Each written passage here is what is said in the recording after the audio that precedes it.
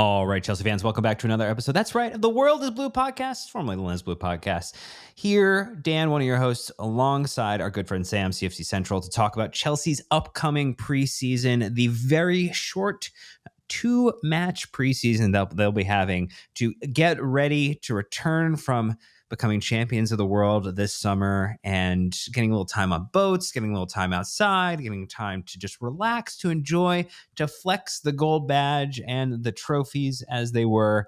And look, we're going to get into that. Again, we are a part of the Men in Blazers Media Network. We're excited to have you here with us today on this episode. Chelsea just so close to getting back to real competitive football after, again, becoming champions of the world. Sam, I know you're also enjoying some holiday time as well. So I think the listeners are going to be very happy to hear about that, considering the amount of minutes you put in. I mean, Cucurella can't even compare with the amount of minutes you've put in this past season. That's a huge compliment, if any. But yes, I'm spending my postseason in Vietnam, essentially just trying to recharge my batteries before we push on, to adventures anew. But yeah, it's been a nice way to essentially take my mind off football, but can't really say that it's been off football. One eye on David Ornstein's tweets and essentially the other on seeing who goes in, who goes out. So, you're always switched on in the business, and I think that's a boon and a bane at the same time. But yes, looking forward to jumping right in, and hopefully we've got a lot more trophies to win and a lot more good matches to get under our belts. So super excited for that one, Dan. Oh, yeah, I am very excited to see what this Chelsea team can do this season. And I think we are poised for greatness. As if you didn't listen to our preseason predictions podcast, go back and listen to that one, because I think there was a lot of positivity, even from Nick. So definitely something to tune in for. Look, we'd like to do lighthearted games to start off some of these episodes. And, I wanted to throw an opportunity, Sam, for you. It's a 2-match preseason. So, but we do a 3-word match review. We do 3-word season previews. So I'd like to do just a 3-word season, preseason preview for you. I came up with one, again, to give you a few seconds to come up with yours. It's just fitness. All of these things, all these preseasons, whatever match happens, whatever craziness unfolds, whatever trophies Tottenham wins during their fake preseason tournaments, not like the FIFA Club World Cup, it's all just about fitness. It's about getting the team back, getting them situated, making sure they're healthy and ready to go for the season ahead. So you can lose them, you can win them, you can draw them. At the end of the day, it's about fitness, not getting injured, and just being generally comfortable heading into the season. So that's my 3-word preseason preview. Do you have one for the listeners? Yeah, along similar lines, to be honest, and mine was shake the dust.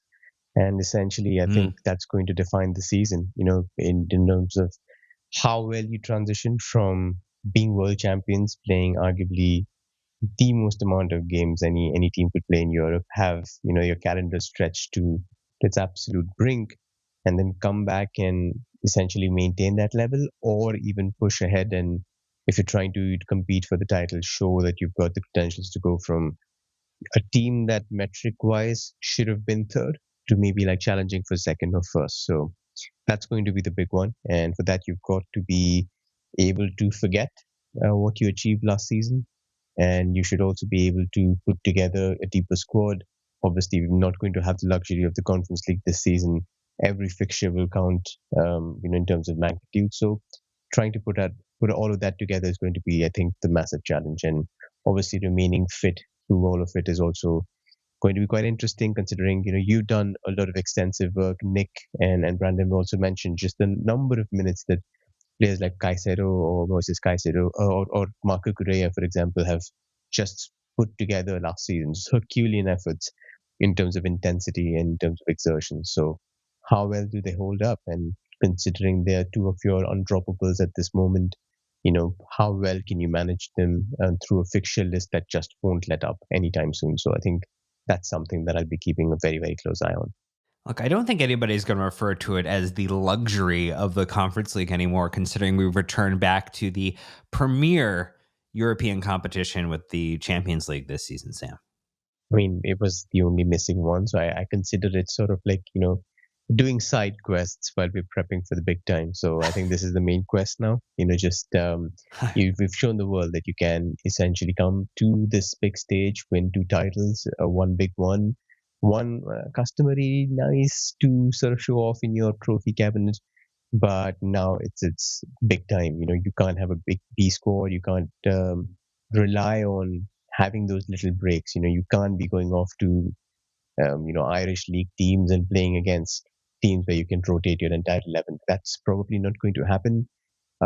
We often overlook the importance of, say, the UEFA coefficients also, because that decides who's going to be in the FIFA Club World Cup on a rolling basis. So if you lose in that round robin sort of table new format that is there, the Swiss League format, it could probably cost you over the long term. So I think that's something that people have to keep in mind. Obviously, the financial incentives are also huge. So Mm-hmm. people will think twice before moving paths around, and that's going to be interesting to see how the rotation happens, how the subs happen. Are they happening earlier? Are teams shifting altogether like last season, or is there just an implicit trust placed on 14, 15 players like last season? And that essentially could tell us the story of the season. Yeah, we're off of the farming on the side quests and we're back on the main storyline. Definitely makes a lot of sense there. And just, I think, maybe to contextualize for people. I mean, this preseason, obviously, very, very different with the extended Club World Cup format. But the last few years, we had a pretty standard format for our preseasons. It involved a trip to the US, it involved somewhere between 4 to 6 matches that were played, whether it was through the ICC, the Premier League Summer Series, additional exhibition matches that we were hosting. And now, flip it, we've got 2 matches at Stamford Bridge to get set, get ready. And I think maybe just an initial framing question, and I have an opinion on it. I'll give then you an opportunity to mention what your thoughts are, Sam. It's 2 games against Bayern Leverkusen and AC Milan. The question I think some people might have is that enough? Is it the right amount to get ready for this season? Because I think you need at least something, to your point, to shake off the rust, to, maybe my point, to get your fitness back. We've also added players to the team. There are players who did not participate in the FIFA Club World Cup or participate at a high level. So there are those individuals who, even though they were the squad, even though they were training, have not really featured in significant minutes or in a high volume of minutes in an extended period of time. So I guess at one point it feels like it's too little, but then I think for some other players it feels like it's not enough. And I'm kind of conflicted and in between. What's your thought on that? Yeah, it's definitely an interesting conundrum to have. I do believe that at least having the Club World Cup, I'm counting it as perhaps an extended, season, but also shading into the territory of a preseason. And luckily, we were able to throw Andre Santos on. We were able to see a little bit of a Sugo, maybe not as much as we'd like. Joao Pedro obviously came in and slotted straight in and showed what he can do. So, in that sense, in terms of the big signings that you've signed, you probably had a chance to experiment, and not just experiment in a casual setting against comfortable sides. This was with something on the line, with massive incentives to win. And I think in those big game environments, if your big signings are produced, then at least that's a reason for optimism. So I think at least trying out the big guns, it has definitely been useful. The other guys that we haven't given a run out as of now, I think that's going to be the key question for me in terms of obviously the break between finishing that Club World Cup final and being here now. You mentioned it was 26 days. It's just really really tiny in terms of having to switch off mentally and switch back on. So perhaps there's going to be mental fatigue. Perhaps there's going to be just a little bit of shaking off the cobwebs and cleaning out the dust before you can step on the field and get back to full efficiency. But those are essentially my big worries. I think how well the A team that you've played throughout the season comes here, and I think in terms of just giving the less heralded players, the guys who've been keeping on the back burner. I don't know if Simmons will be signed by then, but essentially giving him maybe one game to try and get a run out and just get something in his legs. That could be, a little bit too less, in my opinion. Trying to see if Estevao is, ready to play on the right wing. Trying to figure out if Mm. Hato is somebody who can deputize right away. 2 games wouldn't really give Maresca an idea. So I think it places a lot more pressure on his chosen 11 to 14 players that he tends to rely on the most. And you don't want to go into the new season knowing that you would have to throw them in and then the international break happens. You would want to have a little bit more faith in terms of what rotations you can bring in. So I would say if you can, maybe use Caicedo and Enzo a little more sparingly because you know they're just going to be good. At the moment you plug and play, they can do whatever they like and they'll essentially do a job for you. But I would say somebody like an Andre Santos, somebody like Dario Sugo, give them maybe 50, 60 minutes, try to get them into the scheme of things. Give Estevao a run out, give Hato like full 90 minutes if you can. Get those other guys to full speed and then you can see how it shapes up come the first day of the season. Yeah, I mean, it does feel like individuals such as, Jamie Gittins would be another individual that you would really want to give a run out, get an opportunity to see what he's capable of, to see where his fitness is at, because you are going to need to rely upon those individuals to rotate into the side, because it does feel as if, to your point, Enzo Maresca has started to really define, particularly with the Club World Cup, an 11 or 14 that he trusts more than the remaining individuals within the squad. And it's going to be an opportunity for these individuals to either punch up and get a little bit closer in terms of the won't he choose me over somebody else in a starting 11. It's also potentially, I think, just as likely that heading into that first game of the season, Crystal Palace side's been a little weakened through some of the player acquisitions and kind of outgoings of their team, that you could see a little bit of early rotation depending upon how people come back from this extended, effectively break that they've been provided as it relates to a late start to their summer.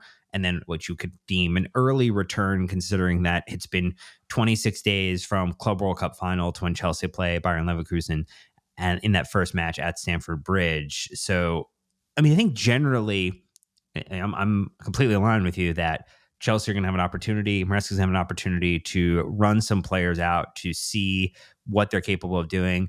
I would imagine, given the hype video on social media yesterday during a good friend of the pod, Oleg Glanville, and Sanford Chich's birthdays for Estevao, that does feel like a player that I'm extremely excited to see him play in Chelsea blue and not just see the social media postings. Him, anyone else that you're maybe most excited to see in the two preseason matches that Chelsea are going to have? Yeah, I think all of the new guys are just exciting in terms of just trying to get to see them in a 90-minute setting against a good team. Bayer Leverkusen have done some good work in preseason. AC Milan have also, I think they smashed one side for I think 9 in the preseason game. So they look like they've just gotten the groove and trying to put something together. But in that particular pool that we have as of now, I would really say watching Andre Santos would be a really, really good thing for me. Trying to make sure that he's customized in terms of, is he going to be Enzo's backup? Is he going to be somebody who has to also double up as maybe, Moises Caicedo role, play deeper, try to be a little bit more of an orchestrator against teams that don't want to come out and play, to give him a little bit of rest. So I think that's what Maresca needs to do with him, try and figure out which role it is that he wants to see Andre start in. And I think he can do both. But we saw in the Club World Cup that he's also played in the Enzo position as more of a box to box 8 and also crashing into the box for opportunities, and I really think that that's his strongest role. You give him the freedom to orchestrate a little bit and build up. You also ask him to shunt between boxes. He's good in the box when he comes in for headers, also arriving late to shoot. So if you have the opportunity to cultivate that particular weapon as an Enzo backup or even a competitor at this point in time, I think that would be very exciting for everybody to see. Estevao is somebody we've talked about extensively. He is a prodigious talent, but everybody's very reluctant to put that amount of pressure on him. We've moved out what I would say is a statistically very lucrative option in Noni Madueke. His numbers were popping. So to replicate that, not just in the numbers base, but also try and put the output to what level we expected on the right wing. I think that's going to be a big challenge for him. But he just looks so good. He looks ready. He looked very good against us. And we've got a better system here in terms of the right side being developed to be a little more dynamic. Malo Gusto, push up that right wing, allow your right winger to come in. So it'll be very interesting to see if he plays with Palmer, if he's, the right wing backup. For Neto, is it something else? Number 10, for instance, does he play in that position? So those are maybe answers that Maresca needs to find and say, okay, this is exactly where I envision him. Probably hasn't had much time with him so far. August 4th preseason began, so it just hasn't been able to find out where those answers lie. So I think those two players going to be very important. And I did mention that Isugo is somebody who's maybe being slept on in terms of how important he can be, and he's somebody that has had some really good game time at Las Palmas. So you have somebody who's come from La Liga at a very good league. He's put in some very good performances against the likes of Barcelona and Real Madrid. So the big teams, he's shown that he can compete and he can be a very good defensive midfielder. And he's arguably the most defensive minded profile in your squad. So if Caicedo does deserve a proper rest, then you need to get him up to speed first, and you need to give him 90 minutes.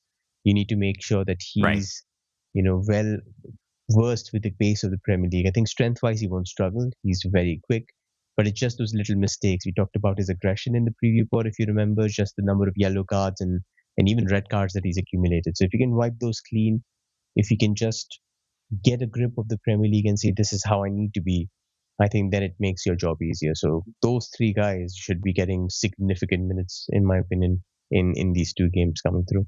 Oh, it will be interesting to watch again Chelsea take to the pitch at Stamford Bridge on the 8th of August. So not many days left until we get a chance to see them play again against Bayern Leverkusen, and they'll play AC Milan over the weekend on the 10th. So an opportunity to see that very, very soon. We're going to take our first break. When we get back, we'll talk a little bit more about beyond preseason, heading into what this means for that match against Palace and what a starting 11 may or may not look like for that. But stay tuned. We'll be right back.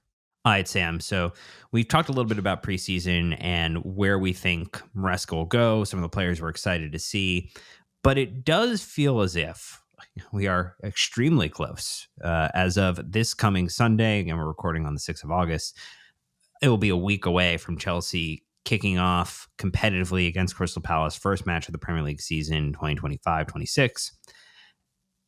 I almost wonder how close Enzo Maresca is to that starting 11 penciled in. It feels as if, unless there's some crazy availability issue, it almost could be the same starting 11 that featured in the Club World Cup final. Like, would it shock you if that was a just basically copy and paste from that game to this game?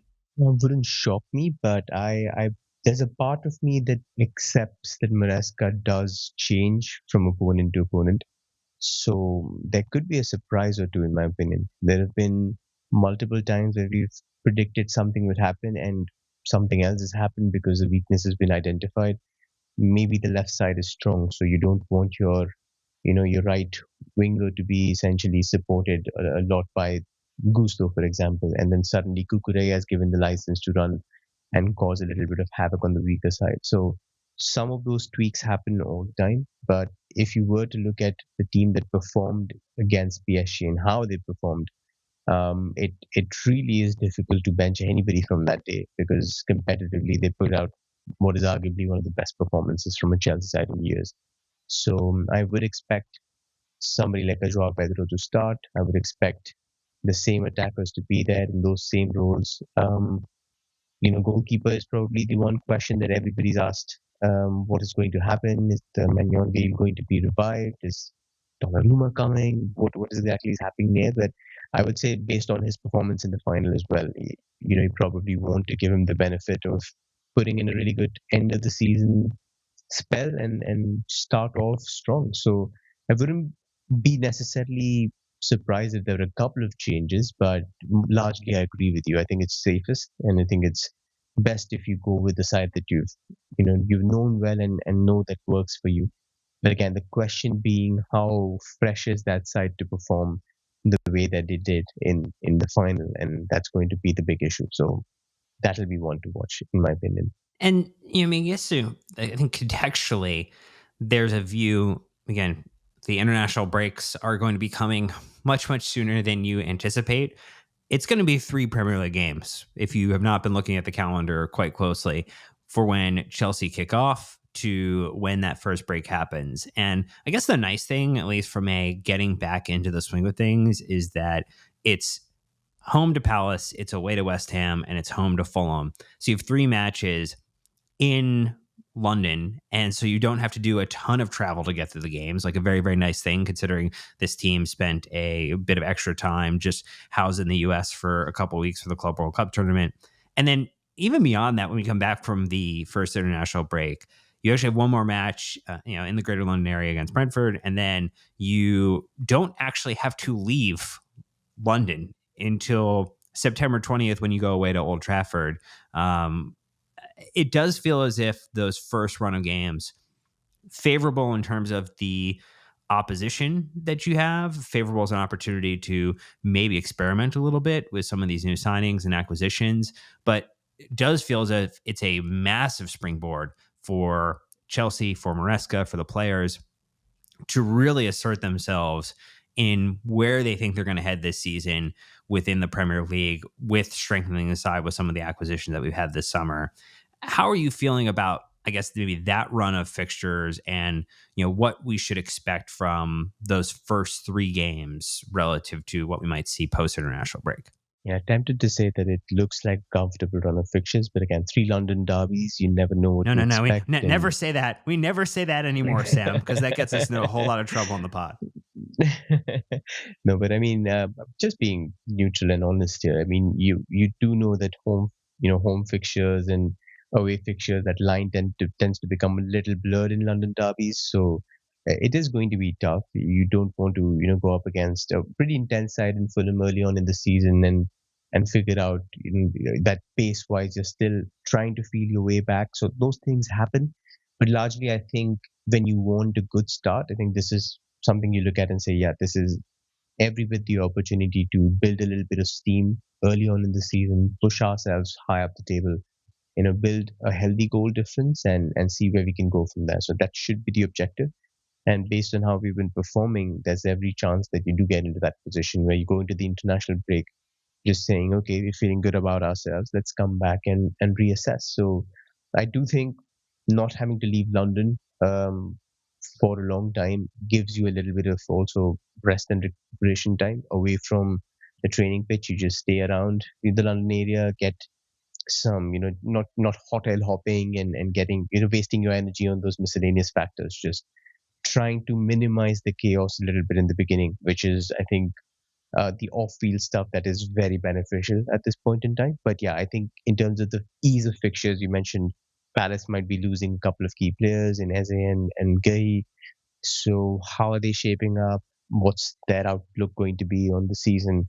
West Ham, we know, have had their issues with the manager, with the recruitment. It's been a little up and down. So that will be also an interesting one. But at least I expect them to go out in the first 2 games and really, really put people to the sword to say that, okay, we're here to deliver. We're world champions. And we might be PL champions too. Ooh, I like the way that you frame it up there. That is a delicious teasing about what we think Chelsea might be able to accomplish this season. Winding it back just a moment. So heading out of preseason, I mean, we've seen a couple of seasons where, there's just a preseason hero, and typically it's a 5 or 6 game type of spread. So you have an opportunity to really get the chance to see them. I mean, we had several preseasons in a row where someone like Victor Moses was the guy in preseason, and he looked like he was going to come out and just absolutely dominate, and eventually did for us, which was great. But is there anyone that you think, I mean, it's only 290s, so it's going to be a little bit more of a collapsed period of time, or condensed rather. Is there a player who you think could be the Victor Moses of this preseason, this 2-match run? That's a pretty intriguing question, but I'm going to go out on a limb and say Liam Delap. I think he might be somebody who pops up because Nicholas Jackson's future is uncertain. We do know that Joao Pedro may either be given a little more time, or because Enzo and Caicedo are being a little more, protected in these initial fixtures, maybe he starts as number 10 and then Palmer moves on the right, or maybe even Palmer is benched, who knows. So I do think he will get a little bit of more game time here compared to the Club World Cup as the number 9, and he will try and make an impression there. I think it's 2 games to prove that he should be, a starting 9. And I do believe if you pencil him in as the starting number 9, or Jackson, whoever, then you bring the best out of a lot of the signings that we're looking to do, apart from, say, Joao Pedro, who I do believe also does best when there's a number 9 ahead of him rather than when he is the number 9. So you get him there, you get Xavi Simons there on the left hand side. Those guys will work much, much better with somebody like a Delap, somebody like a Nico Jackson. So maybe it's his time to shine. And I did say that Dario Asuko is also somebody I'm watching very closely. I think there will be initial challenges for him, but I've seen him against good sides, and when he's at full fitness, he is a very, very good defensive midfielder to watch. A little untidy, a little raw, but if you can polish those edges early on, you will reap the benefits later on in the season. So those 2 guys I'm watching very carefully. And Gittins we haven't seen anything of, but compared to somebody like a Misha, who did accelerate with his speed, with his acceleration, with his footwork, with his turn, just how he's able to take on people. I think a lot of fans will also be waiting to see that. It's a sight for sore eyes to see somebody just getting 1v1 and blazing past with pure venom and burning the grass. So yeah, I think the new guys are definitely penciled in to do more of an impact, but yeah, I think those 3 would genuinely be my guys to say, okay, go out and make an impression, and there might be something for you before the international break.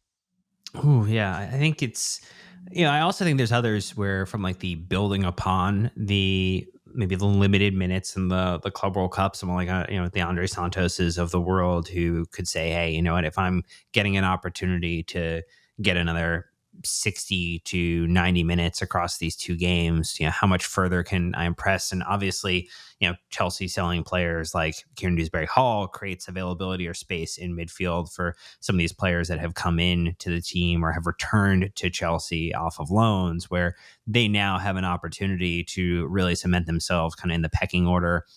Particularly even with the on again, off again injury situation for someone like Romeo Lavia, it does feel as if there are some really critical opportunities to impress and put yourself just a little further ahead of whomever is at that same level for you if you're not necessarily the out and out starter in a particular position. So it should, I think, create for some compelling narrative across these kind of first games and this run of fixtures. But I do want to take one last ad break when we get back. Sam has a couple of key points that he wants to point out heading into what Chelsea need to do in the start of the season here to set themselves up for success. So don't miss that one. We're going to do it right after this ad break. So stay tuned. All right, Sam. So you want to make sure that people pay attention to a couple things heading into the start of this season. I know you pulled out some stats, some numbers, some figures about what Chelsea should be looking to do to set themselves up for that Premier League success that you talked about heading into, I think, these first run of fixtures, but also maybe the first couple months of the season. Yeah, in terms of how the season looked last season, I think we deserved a little bit more in the league. And when you look at the numbers in terms of what we generated versus what was given to us, I would say it was fair to say we deserve to finish at least third over Manchester City, at least what the numbers said. And there is room for improvement. If I point out a certain amount of things, let's, for example, start with the goals scored. So we scored 64, and we were 22 behind the league leaders, Liverpool. And that tally put us 7th in the league. But if you look at just the non-penalty expected goals we generated with 63.8, that's pretty high up. That's third in the league. So the numbers did say that there was a little bit of gap between what we created versus what we put away. And if you look at the top 2 in Liverpool and City, first and second in those metrics, they had an overperformance of at least 3 on their expected goals, while we underperformed our XG by nearly 7. So if those numbers were to standardize and essentially maybe come to an average, I would expect us to be higher next season if we are not that wasteful in front of goal. And I think that's going to be a key factor in terms of, do the numbers translate? Are the stats gods unkind to us again? And how they translate over an entire season. I think we were very unlucky in a lot of respects last season, so that is something that I'm keeping an eye on. Um, in terms of just the goals conceded, I think there's a lot of room for that also to get better. So we were third in the league with 43 conceded, but we were also nine behind Arsenal with 34. And if you can cut out a couple of those, errors that we committed last season, we did pull out the numbers early on in the season saying that we are, league high in terms of errors committed leading to shots before Southampton overtook us. But I would say two-thirds into the season, into last season, we had committed more errors leading to shots in that season compared to the entirety of the season before that with Poch. And those are the mistakes that you need to iron out. You need to just say, okay, we're not going to give away silly goals. We're not going to give away stupid shots. So if you correct just the lack of finishing, if you correct the mistakes that have been creeping in, I would say that there is a projection that your side has the ability to reach that ceiling. I think you were able to get there, but somewhere something sputtered and went wrong. And it's completely normal because it's a young side, it's essentially young manager. So you're putting together something that can be ambitious, something that can translate into a good product, but it doesn't always come off in the first try. So I think that is the optimistic side. The more, I would say, a little bit negative is I am looking at numbers of the guys who are going out versus the guys who are coming in, and can we get better finishing? Can we get better shots? Can we get better goals? Is going to be the big challenge, in my opinion, in the front line. So let's, for example, take Joao Pedro. 1.94 shots per 90 minutes, which is the lowest in his senior career. And he played predominantly as a number nine. Fabian Hertzler under Brighton. So that's pretty low for a centre forward. Obviously, he played left wing. He played, CAM. He played around the front line, but the shots in all those positions at 1.94 is a bit worrisome. Liam Delap was at 2.29. Gittins in the Bundesliga, where it's generous to have shots, was at 2.64. And Xavi Simons, also from the Bundesliga, is 2.09. You look at the outs. Madueke, 3.54. He was, I think, second or third in the league for players that played more than 1,500 minutes. In terms of just shot quantity, Jackson was 3.08. And those are two of the three guys in our side last season that managed more than three shots a game, other than Cole Palmer. And if you take Madueke and Jackson's shots, both have contributed 26.5% of all of Chelsea's league shots, which is quite a good amount from those two guys. So when you're moving away those two forwards who might not have delivered output but delivered good shots, a good numerical base for you to create some goals on. That's 17 goals in there, I believe. How are the other guys that are coming in going to fill up the gaps is going to be the big question. Are they good enough to do it? Yes. But you look at Joao Pedro, not really somebody who's crossed 5 non-penalty goals. Liam Delap has only got one season in him in the Premier League. Gittins' first time playing as a full senior career, full senior season in the Premier League.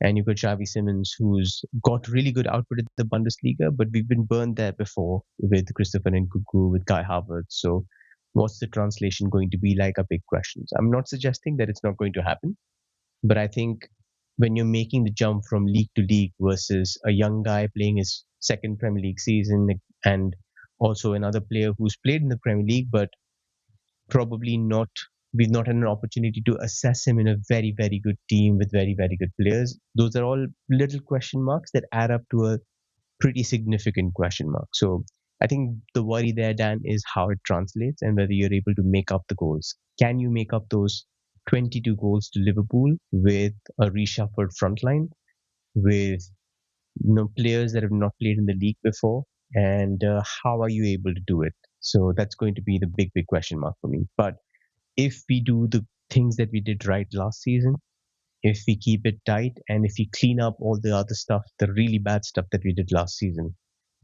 we might do third or even better, which is the optimistic note that I would leave all the listeners on before we head into the season.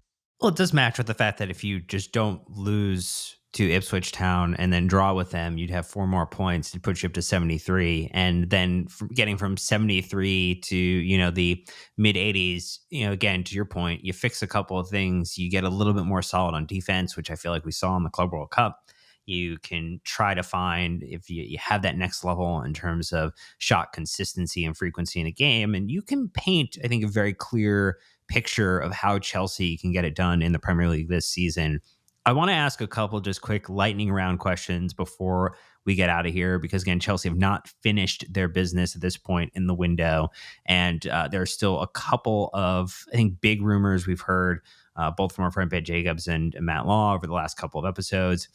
Just yes or no, and maybe a short reason why. If Nico Jackson is, potentially being courted by either Manchester United or Newcastle, and they meet the valuation, do you feel good about selling him, or do you not feel good about selling him for Chelsea specifically heading into this season? With Nico, I mean, everybody at London is Blue loves him. I think everybody understands that there is a very good player in him, irrespective of what is said outside the club. I think he's an exceptionally talented guy, just somebody who started playing centre forward quite late. And that's the fear with him. Is he building towards something good? Is this, just developmental blip in terms of, yeah, one season played well, output drops a little bit. Where does he go next season? We've made these Drogba comparisons. Drogba also came late to the Premier League. First 2 seasons were a little bit iffy, but after that, he just kicked on and then never looked back. And that was at the age of 26, 26 and a half. And Nico is much, much younger. And I'm not saying he's going to be the next Drogba, but I'm saying development isn't linear. And sometimes it takes a little longer. Sometimes it looks like the player is regressing, and sometimes he isn't. He's just, trying to figure out things that are a part and parcel of growing as a player. So when I look at Nico Jackson, I definitely see somebody who's right now a 50 million, 55 million player, but a future 75, 80 million player, maybe even more. And that's the risk that the SDs have to assess.